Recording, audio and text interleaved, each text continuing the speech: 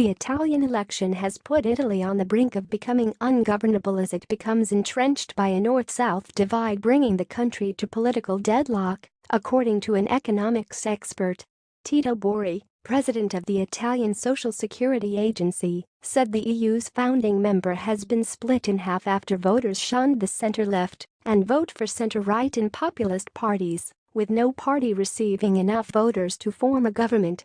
In the wealthy north, voters turned out in the Italian elections 2018 to the right-wing coalition dominated by the far-right Lega League, while the anti-elite five-star movement, M5s, triumphed in the underdeveloped south. Mr. Borri said the trouble for the two parties is that, while they may agree on some key issues, including pension reform and immigration, they diverge starkly on how to fix Italy's ailing economy. This will ultimately make it impossible for them to govern together and is likely to entrench a north-south divide that will make the country ungovernable for some time to come.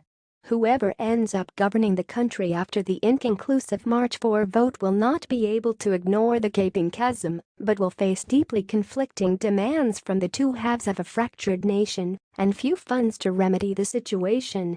Mr. Borri said the split between the industrialized north and the deprived south has never been so stark and is likely to have profound implications for Italy and Europe for years to come. Writing for politics news site Politico.co.uk, he said, if the election's winners truly want to change the country, they will have to come up with solutions that benefit and appease both northern and southern voters. But given the campaign promises that swept both parties into power, it is far more likely that the country stays divided.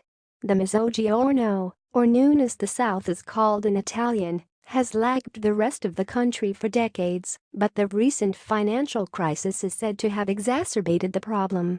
Its economy shrank 7.2% between 2001 to 2016, according to latest data, while Italy's output grew some 1% over the same period, and that of the European Union by 23.2%.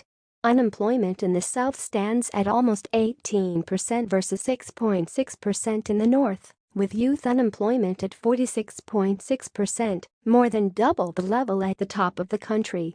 With 4.7 million Italians living in absolute poverty, the five-star promised to introduce a monthly minimum income of up to €780, £691, for the poor. Although many analysts say heavily indebted Italy can ill afford the plan, there is little doubt it convinced almost half of all Italy's unemployed to vote for five-star, with the party becoming the lodestone for the disaffected and disenfranchised. While the Lega promised a flat-rate income tax, which aims to reduce fiscal revenues by an estimated €60 billion. But Mr. Borri said both countries' plans were contradictory, and the two of them together would be unfeasible. Mr. Borri said Italy's stark regional divide has a simple explanation: wages are too low in the north and too high in the south. Lega voters will never agree to forego the promised tax reductions to finance transfers to people not working in the south.